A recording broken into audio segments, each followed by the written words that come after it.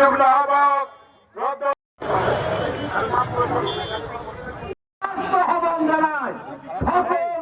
উপস্থিত হয়েছেন ফরিদপুর জেলা ছাত্র দলের অন্যতম সহসভাপতি আদনান খান সহ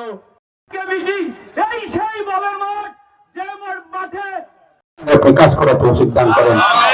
লক্ষ কোটি মানুষ তার জন্য দোয়া করছে। আজকের এই দোয়া মাহফিলে হাজার হাজার দুঃখী অসহায় সকলের কল্যাণ আপনি কাজ করার তৌফিক দান করে দেন।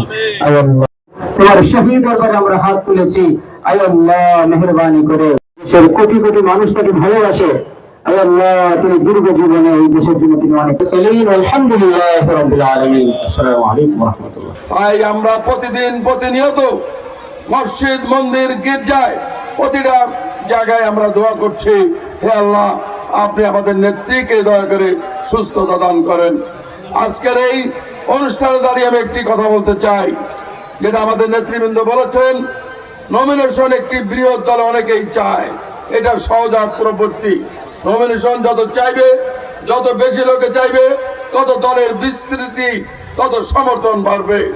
নমিনেশন তো একজনই পায়। আপনারা হয়তো নমিনেশনের রেসে জিতেছেন, কিন্তু যারা জিততে পারেননি তারাও কিন্তু আমাদের ভাই। তাদেরকে বাদ দিয়ে, তাদের সঙ্গে বিভেদ করে আমরা রাজনীতি করব না, আমরা ভোট যুদ্ধ করব না। আজকে বেগম খালেদা জিয়া অসুস্থ, তারেক রহমান দীর্ঘ 18 বছর বিদেশে, আমাদের শহীদ রাষ্ট্রপতি উনি শাহাদত বরণ করেছেন। আজকে ধানের শীষের সম্মানের দিকে, ধানের শীষের ইজ্জতের দিকে তাকিয়ে আপনারা দয়া করে সকলে ঐক্যবদ্ধভাবে আগামী নির্বাচনের বৈতরণী পার করবেন, এই আশাবাদ আমি ব্যক্ত করি।